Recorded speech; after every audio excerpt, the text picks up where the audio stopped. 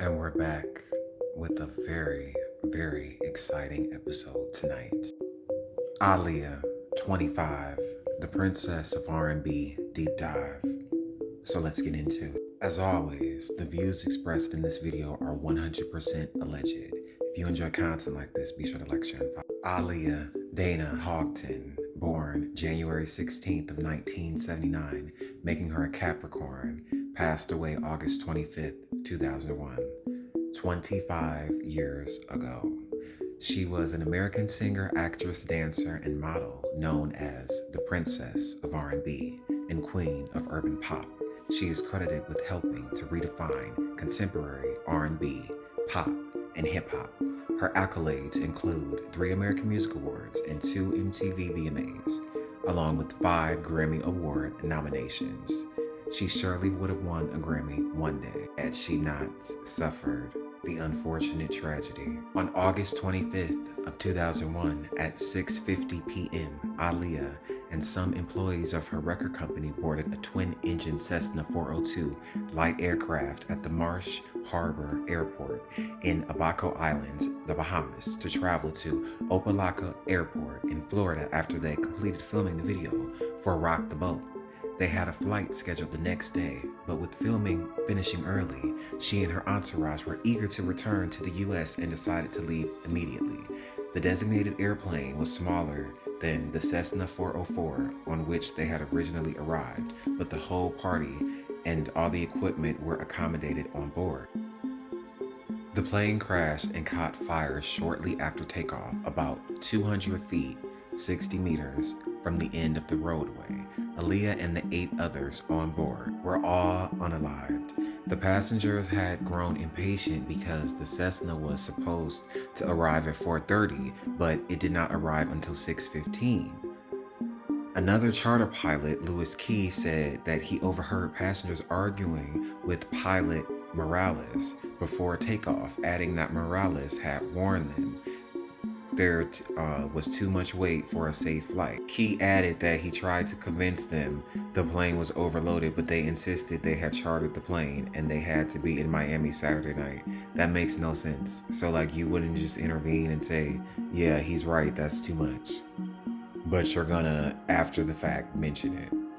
Weird. Key indicated that Morales gave in to the passengers and he had trouble starting one of the engines. Are you serious? And they just still went along with it? That is crazy. How many signs do you need? According to findings from an inquest conducted by the coroner's office in the Bahamas, Aaliyah suffered severe burns and a blow to the head in addition to severe shock and a weak heart. The coroner theorized that she had gone into such a state of shock that even if she had survived the crash, her recovery would have been nearly impossible given the severity of her injuries. The subsequent investigation determined that the aircraft was overloaded by more than 900 pounds when it attempted to take off and was carrying one more passenger than it was certified for.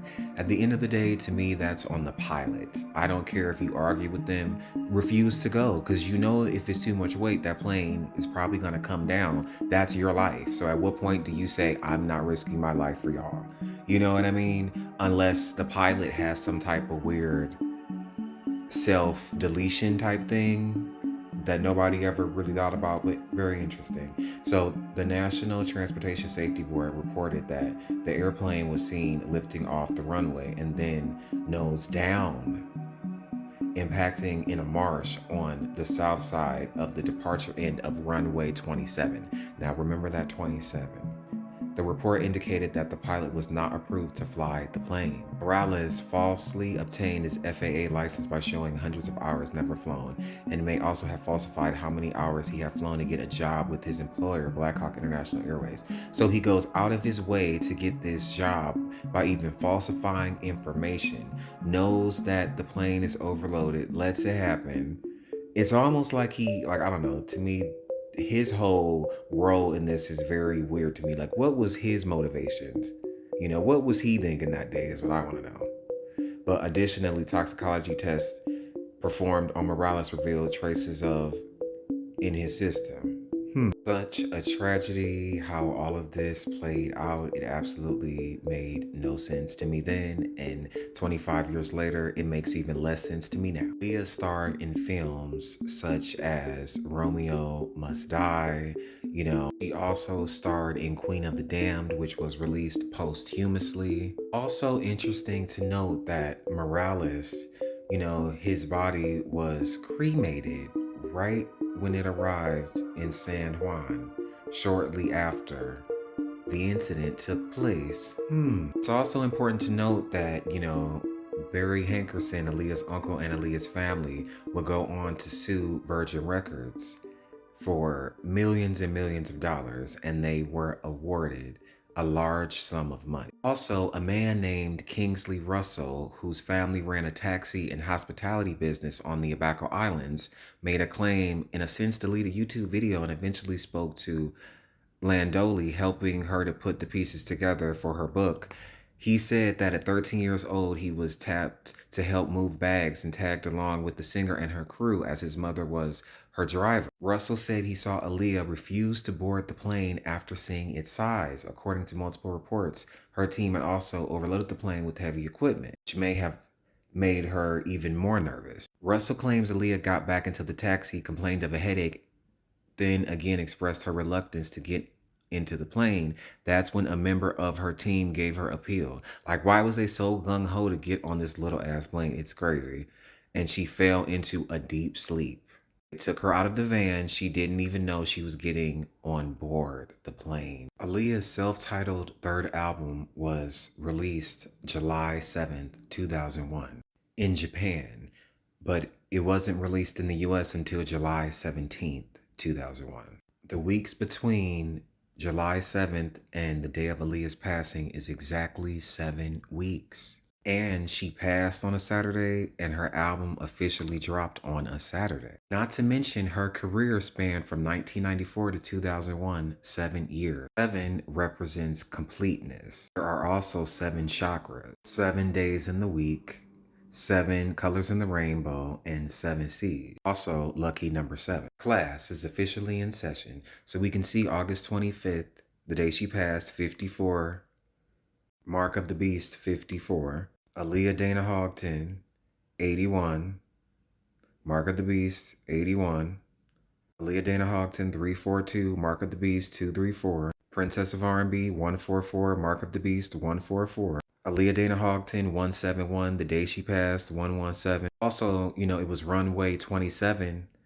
And look, 72 for Princess of R&B. Here we can see that S word is 73. The date, Saturday, August 25th, 2001, 73. Also, that S word is 62, and the date she passed, August 25, 62. Aaliyah, 42. Plain, 24. August 25, 42. Here we can see, that top line, Ritual blank blank, 94, and Hogton, her last name, 94. Ritual blank blank 131, 22-year-old, she was 22, 131. Aaliyah 57, 22-year-old, 57. 22 years old, 121. Blood blank 121. Queen of the Damned and Blood blank line up 1, 2, 3 times. Going back to the sevens, Aaliyah had a 7-year career, 7 weeks between her last album and her passing date. And also Aaliyah Hogton is 70. Even if we look at the day her third album dropped in the US, July 17th, up until her passing, 39 days, or 1 month, 8 days. And here we can see Rappers is 93 and 39. Interesting, because the place she lived with her boyfriend Dame Dash was also owned by Jay-Z, a rapper. Just saying. Allegedly. For your 1 month, 8 days, we can see Aaliyah Dana Hogton is 81. 39 days is also 5 weeks, 4 days, which is 54 for August 25th. Aaliyah's posthumous I Care For You album dropped December 10th of 2002. Weeks between Aaliyah's passing and the day that I Care For You album dropped, 67 weeks, 3 days. We can see for your 67, Blood Blank, and Aaliyah for your 3 or 30. The views expressed in this video are 100% alleged. This is for entertainment purposes only. This is my opinion. Please do not mess with the video. If you enjoy content like this, be sure to like, share, and follow. But only if you're interested. Because in a world of deception, you need Deception Decode.